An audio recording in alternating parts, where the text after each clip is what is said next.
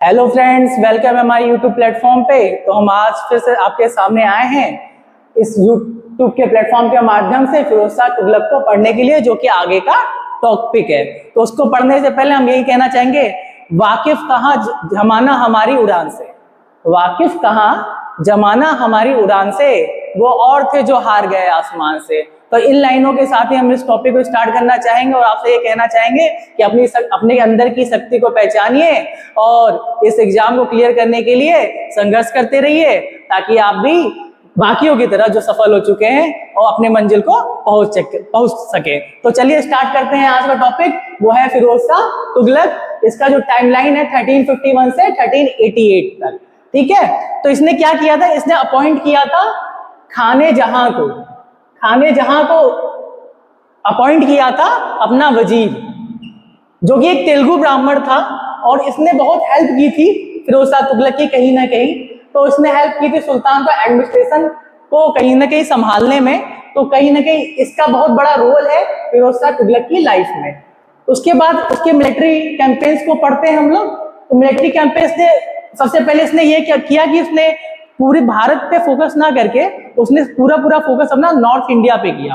तो north India पे focus किया इसने सबसे पहले, instead of Deccan and south. उससे ये हुआ कि उसने कहीं ना कहीं इसकी रणनीति कामयाब हुई और इसने कहीं ना कहीं अपना आधिपत्य नॉर्थ इंडिया पे जमा लिया, ठीक है। उसने साउथ इंडिया में भी काफी कुछ करने की कोशिश की, लेकिन वो सफल नहीं हो पाया। उसने एक्सपेडिशन किया कहाँ पे, बंगाल में, लेकिन वो सक्सेसफुल नहीं हुआ। जिससे क्या हुआ, बंगाल फ्री हो गया दिल्ली सल्तनत से, ठीक है।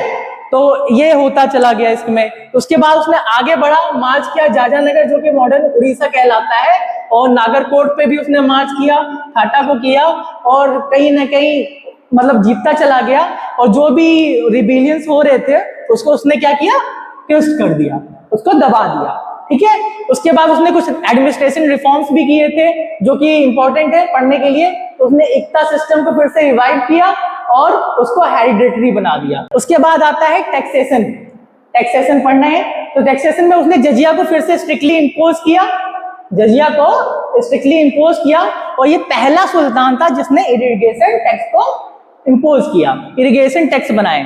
और मेनली वो 4 टैक्सेस कलेक्ट करता था, जो कि कुरान में सैंक्शनड है। उसके अलावा वो ज्यादा टैक्सेस पे मतलब ध्यान नहीं देता था, वो उन्हीं 4 टैक्सेस पे टिका रहा।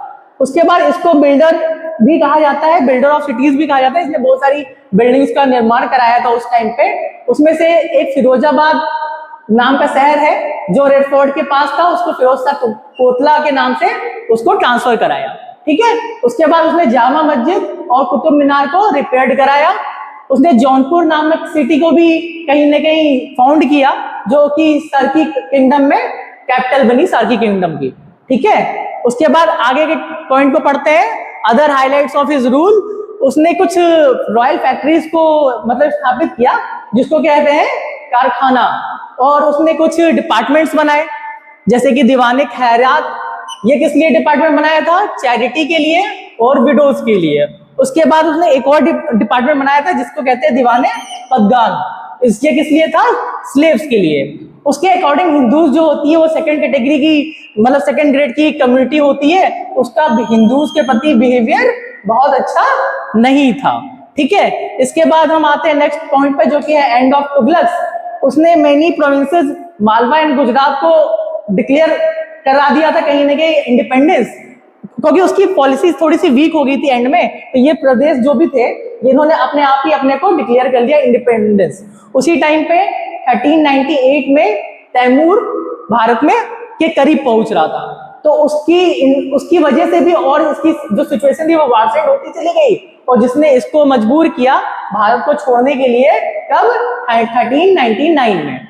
तो इतना सारा ये जो चीज है ये सारा इंपॉर्टेंट है, आपको देखना पड़ेगा ये फिरोज शाह तुगलक का, ठीक है। तो ये आपके एग्जाम में इससे कहीं ना कहीं एक आध क्वेश्चन जरूर आ ही जाते हैं, ज्यादातर देखा गया है। तो फिरोज शाह तुगलक को ढंग से पढ़ना है। तो अब हम मिलते हैं नेक्स्ट क्लास में आगे की टॉपिक को क्लियर करने के लिए, और तब तक के लिए thank you and all the best for your exam.